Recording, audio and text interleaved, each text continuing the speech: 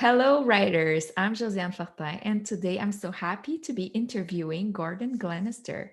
So, Gordon is the self published author of the book called Influencer Marketing Strategy: How to Create Successful Influencer Marketing. So, that's going to be so interesting for you guys today. So, thank you so much for being on the show, Gordon. And please tell us a little bit about you. No, it's lovely to be on the show. So just one minor little correction, actually. The book is not self-published. It was through a global publishing contract, actually. All right. All right. I'll tell you a little bit about that. So if I roll back a few years ago, I used to run a trade association for 11 years as the Director General for the promotional merchandise industry, or swag, as you guys may refer to it as. In 2018, I decided I'd done enough of that, and I wanted to be a membership consultant and help other trade associations. So, you know, when you start out in business, it never really goes the way you think it's going to go. I met an old friend of mine who was the global CEO of the Branded Content Marketing Association. And we talked about in a London hotel about the expansion of influencer marketing, and particularly influencers, and how it had ballooned so much. And yet there was nobody really representing the sector, either from the influencer side or from the influencer marketing agency side. So, cut a long story short, we decided to set up, rather than a new association, a division of the Branded Content Marketing Association, which was Influence. So that's what we did in 2019, and we launched that. And at about the same time, I happened to be at an exhibition, and I happened to see Kogan Page, which are a global publisher of marketing books and business books. And I had a chat with one of the ladies on the stand there, and I said, "Oh, you know, I'm involved in the influencer marketing space. I noticed you don't have any sort of books in that area. Would you be interested in if I was to share a synopsis of a book that I'm thinking of writing?" Truth be known, I wasn't even thinking, just seeing whether or not we were. You were just jumping on that opportunity that you saw. Just fishing, yes. Anyway, I basically was put in touch with their commissioning editor, and because everybody tells me how difficult it is to get a book contract. Yes. But I kid you not, she was chasing me, and she said, "Oh, we loved your brief synopsis. We'd love to know more. Would you like to come in for a chat?" So I did, and it was just incredible. They obviously put it through their board, and they decided to give me this contract, even though I've never written a book in my life, and I'm 6 months into the influence marketing industry. but you know what? I think the point is that I was in a really pivotal position to know a lot of people. I think they realized that as a potential speaker, consultant, trainer, and obviously because of my involvement with the Branded Content Marketing Association, it would be very relevant. So, and that's of course what I did with the book, is I reached out to loads and loads of thought leaders within the industry. So it's me putting the words to paper, but it's also a compendium of everything, you know, of everything you need to know about influence marketing, which I think makes it a lot richer when you've got comments and interviews that are cited within that. So I think, you know what, I also wanted to write it with my eyes. I'm thinking, I don't know masses about this sector. I need to write about it so that anybody can understand influencer marketing rather than just a few. Yeah. And how long did it take you to write the book once they decided that they wanted to give you a contract? Well, obviously, quite a long while. It was, if you look at the very start of it, it was about 18 months. Okay. But one thing that was very impressive for me is they assigned a editor, so that each month I'd have to reach a certain word count. So there was a lot of discipline inflicted upon me, which was good in a way, because I tell you, writing a book in a pandemic really can drain it depends on the circumstance, of course, but it can actually drain your creativity at times. There was definitely moments where it was the equivalent of screwing it up and throwing it in the basket, even though it was all online. Okay, so um, 18 months was working with the editor, or it's just the first draft and then after you worked with the editor? yeah. Well, actually, I tell you what, it's probably less than that overall. But the reason why it's extended is because it was originally going to be published in September 2020. But because of all of the things that had happened with COVID and everything else, it was postponed to March 21. I Okay, so actually it's had, just it just came out like a couple of months ago. yeah, yeah, Okay. March, yeah. And actually, 3rd of March in the UK and the 30th of March in America. Okay. And what is your definition of influencer marketing? So influencer marketing is funny, isn't it? It's nothing new. It's just got a new emperor's clothes on it, really. It's classic word of mouth marketing, really. It's really the ability to promote a product or service through an individual, uh, aptly named an influencer, and ideally one with an engaged audience. But that's really what it is. In the same way that if you've got an advertising budget, you spend money on billboards, on television, radio, or press advertising. When you spend it with influencer marketing, you're effectively using it to use an individual to promote a product or service. Okay, and that really makes me think about an author, how they need to promote themselves as an author and how they need to promote their books. Like I always see that as two different things. And how can author get that engaged audience that we're so longing for? How do we get people interested in what we're doing? So, I mean, the great thing about authors is that they're, depending on whether they're, of course, a B2B business author or whether they're a consumer-based author, but they have a huge amount of knowledge. And one of the benefits with social media, rather, is it allows people to, people want to see the authentic self. That's what they want, and authors are. So what works really well is to take little chunks, little synopses, maybe quotes, comments, and post those on social media on a regular basis. This is if they are wanting to be more influential. Mhm. Obviously, there are other ways in which you can work with influential people. So let me just roll back to my book launch, because I can tell you a very specific case study about what happened. So, my original plan was to have a in-person book launch, as most authors would. Friends, family, colleagues, business acquaintances, glass of champagne or whatever, and talk a little bit about it. But largely, it's a celebration night, isn't it? Well, guess what? I couldn't have that because we were all in lockdown. Yeah. So we decided to have an online book launch. But it was one of the benefits with an online book launch. It allows you to invite people from all around the world, which you perhaps are not able to do if it was in a in-person event. And that's exactly what we had. So there was me and two other influential individuals, and we had my podcast producer actually, who was like the MC, and we had lots of really good, cool questions, and we gave away some books on the night, which allowed people to, and a bit of a quick fire quiz and some amazing stats. And if they were first in the chat, then they got the book. So that was good. And then the LinkedIn post, this is the point I wanted to make reference to all of your listeners.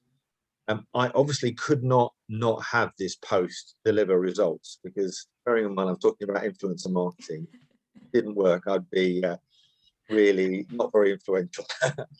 So I thought about it. The first thing that's important is to have a very personal picture of you. Yeah? Could be a video, by the way, but something that's very personal.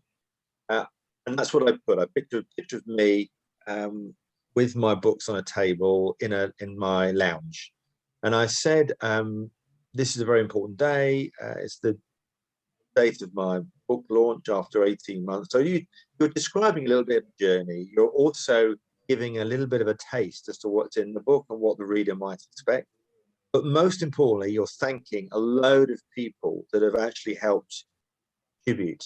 And in this particular case, I tagged them on the LinkedIn post. It was about 20 odd tags. And then, of course, I also spoke to half a dozen friends of mine, and I sent them a WhatsApp group. And I said to them, I'm going to send a post out at about 8 o'clock, whenever it was. Would you mind commenting or sharing? And the reason why that is important is because the way the algorithms work is the first 2 hours are very, very important. So you'll be aware that when you post something, it never goes to your whole audience. It only goes to a very small percentage of that audience. And if they comment, like, or engage, it then goes further. And if they comment, like, engage quickly, then so the algorithm thinks, oh, this is good content, I'll share more of it. And that, of course, is how a viral campaign happens, because people react very quickly to it. And then I just saw the amount of views increase. So I managed to get 16,000 views on that one post. I liked every comment, and I was able to go back to all of those people with substantive responses. So, you know, that's a very good example of, I mean, yes, it happened to be for a book launch, but people want to hear from you, the author. But when you're sharing stuff from other people, and I've seen this happen time and time again, all they do is to just share and say with the words like, oh, like this, or this is good. Well, you know, that's not very good. What people want is some context as to why you think the article that you're sharing is going to be of good of interest and value. So I think that's a very important point. The other thing is comment on other people's. So if you're writing a book about mental health, let's just say, find out some of the people that are already big in the area of mental health, and make sure that you're regularly commenting within the, and I don't mean just great, awesome, love this, you know, literally put, you know, half a dozen sentences or a few words, because what you're also doing is showing the credibility of your thought to the other people that are in that thread. And you will find that more often than not, people will want to follow you based upon not just who you are, but what you've said. I really like that. That's so good. That's such a good advice. And I want to know more. Let's say you were to coach someone who has like no audience, just starting out from zero, and a brand new author. What would be like the steps? Like, what should I start doing if I'm just starting out and I have zero followers? Okay, the easy thing, like anything, is research, research, research. So what I'd like perhaps your listeners to do is to go check out what they would consider are 10 other competitors, yeah? Competitor authors or thought leaders in that particular arena. Do we And need to look at the top ones, or like lower level where like they feel like they it could be a mixture of. It could be a mixture of. I mean, what you want to tell you the reason why I say this is because what we're trying to do is to ascertain the attributes for success. So by looking at 10 companies, it could be more. I mean, you don't have to limit it to 10. It could be, because if you look at 20, you could argue you get even greater results. But there's a bit of work on this, and I would suggest using an Excel spreadsheet or something. Then look at the 10 posts, the 10 most recent posts that they have done, whether they be on Twitter, LinkedIn, or Instagram, and look at what the level of engagement is amongst those followers. It might be very little, it might be a lot, but just put those comments and likes and the numbers into that Excel spreadsheet. And anything that you like or don't like, doesn't really matter what you don't and don't like. It's just literally, it's a piece of research and you're recording what's actually happening. It might mean that you look at one particular individual and some of their content is just not getting much engagement because it's what I call broadcast content.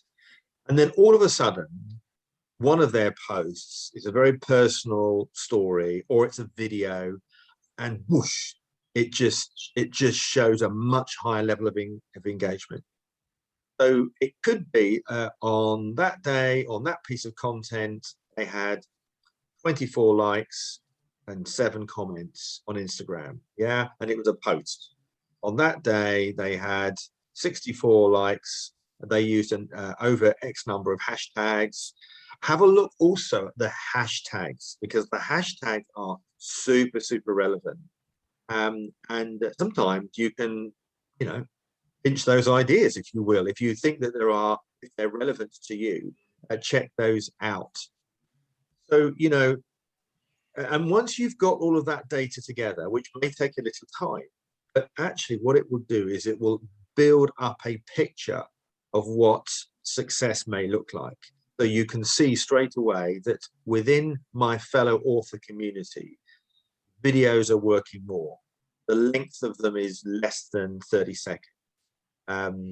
Posts that show animation have done well.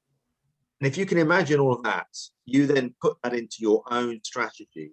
Yeah. So you can start, you know, with all guns blazing.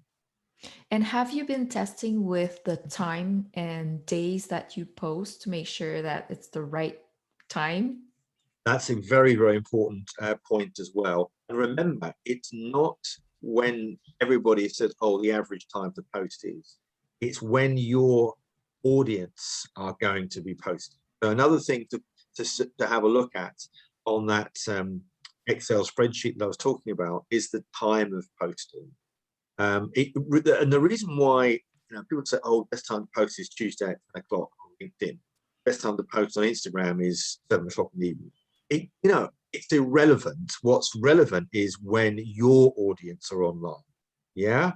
And they may well be, obviously, if you're starting out, you won't necessarily know that, but Yeah, it's your hard to research, figure it out. yeah, of course, and some of that is actually, you're going to change it. You know, influencer, being an influential individual just doesn't happen overnight. That's the other big thing I would say to people is you need to be in this for the long term. You know, but what will come over is your passion and your desire to educate, inspire, or entertain. Educate, inspire, or entertain. Those are the sorts of things. What value are you giving to your audience? Whereas if you just promote and you actually say to somebody, oh, well, this is what I had for breakfast, it's a bit of a so what, you know, and there's so much bland content out there. The other thing I would suggest to people is, what do you like? What type of content do you like and why? So be very self-aware of when you share somebody else's post or you like something, think about why you're doing that and apply that to your own strategy. Yeah, it makes sense. And what advice would you give to someone looking to write a book? What was the hardest thing for you to become an author? I tell you, do you know what it was amazingly was what I would call imposter syndrome. And I know a lot of authors have this, because you can imagine, for me, you know, I'm a well-known individual within the promotional merchandise industry. I move into an area that I know virtually nothing about, and I've got a book contract. So you can imagine my level of imposter syndrome is quite. And also I found when I started to look at some other authors, I thought, oh my goodness, this is really good, you know, and you can be put off by some of that. And then I thought to myself, after I stepped away from that, and I thought, well, I want to make this different, and I'm going to create my own version of what I see. And once you've got that into your head, then I think you're onto a winning streak. And the feedback I had from the editor each month was extremely encouraging. So that sort of self-doubt disappeared quite quickly. Yeah. I think obviously having a detailed content map as to what you're going to do, but by the way, that can change. I had got some of that in place, and I realized there were bits that I hadn't thought about when I was writing, because as part of your research, you discover things that you hadn't. But then you start to slot that in to various parts, and you think, well, okay, well, we'll move that into this segment. So the best laid plan is never the final output. Yeah, that's what I tell people that don't like to plan their novels. Like, it doesn't have to be that way, but at least you have some ideas of where you want to take this story. So you don't start having this blank page syndrome where you don't have any idea of what you should be writing. And I just want to go back to your imposter syndrome. And I feel like some people who are looking to be seen online, sometimes they have that feeling of imposter syndrome, like, why would people be interested in my story? Why would people comment on this? So I feel like there is a similarity between like wanting to be an author and wanting to be seen so that you can sell more books. Of course. So, I mean, I think being able to speak about a particular subject that is broader than your actual book. So if your book covers issues around mental health, for example, then actually start to comment around subjects that are around the bigger picture, the bigger social challenge, the bigger social issue, because people will discover you as much through that as anything else. You see documentaries, don't you? And at the end of it, if anybody's been troubled by what they've seen, do contact this telephone number. So, I think an author is in a position of strength, because they are observers to society, whether it's a novel or a professional business book. So, it's about talking about the wider issues of stuff. That's what I would be suggesting. Yeah, it makes sense. And now that you've written a first book, like, is it something that you just have a check mark and that's it, you're done? Or do you plan on writing more books? Good question. I have to say, I can't give you a definitive answer.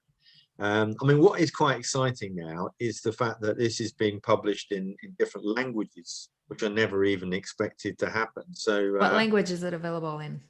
a number in European languages, but I know that I managed to speak when I spoke to the publisher, and I said influencer marketing is huge in Brazil, and of course, the language in Brazil is Portuguese. So through their contacts, they've won the license to translate it. That will be released early next year. So I'm sort of quite excited about it. I'll tell you what else really made me smile is when I was on a Zoom call, I had because of that post that I was referring to had gone so successfully. I had loads of people taking pictures of the book and then posting it on social media. One of which had got a picture of 4 of them. And I was like, wow, somebody's bought 4 books. But what they were doing is they were giving it to their senior leaders, their team members. So the owner of the business decided to give them a present. It's a funny, for those of you that have written for the first time, when the books actually arrive in the post. In fact, here's a little other tip as well, is to do an unboxing video. I don't know if you all know what that is, but in a way, what it does is you know what's inside. So you just pre-record the moment the parcel comes, and you sort of, so that got a lot of traction actually. This might be because what people are doing is they are being supportive to your experience. So they are, we're all emotional creatures at the end of the day. So when they see emotion, they react well to it. So I was quite happy and excited about it. And again, it's another chance for me to say thank you very much to all of them. So many good ideas. I love that. Like, I'm just making mental notes. I'll have to go back and listen back and start applying some of that. And just going back to my question, like, do you plan on writing another book? Oh, sorry. Do I plan on writing another book? If you see an opportunity, you'll jump on it, right? Maybe I will. The other thing, of course, is that the speed in which influencer marketing is growing so rapidly. It's in a 2 or 3 years' time, definitely, you could almost be starting with writing another book. I mean, I've never thought about writing a novel, but the more I've been involved in reaching out and speaking to other authors, because I am a great storyteller. I've got loads of stories about what's happened in my life, and perhaps I should think about recreating another version of me, a virtual Gordon or something. Call him Graham. You should, you should. It's so much fun to use your creativity and create something. And I thought after my first novel that I would be done, like it was like a something I wanted to do before I die on my checklist. But then like I just got so excited. It was so much fun receiving the book and selling it. So I never stopped writing from that moment. So maybe you'll get into novel and writing and writing. Maybe, yeah. Thank you so much, Gordon, for being with me today. And if people want to know more about you, where can they connect with you? So I'm on all of the social networks, Gordon Glenister, and also you can go over to my website, which is www.gordonglenister.com, and you can buy my book on Amazon and other leading bookstores around the world. It's also available on Kindle. Okay, perfect. Thank you so much. I'll make sure to share those links in the show notes. Thank you for being with us today. It's a pleasure. Thank you so much for having me.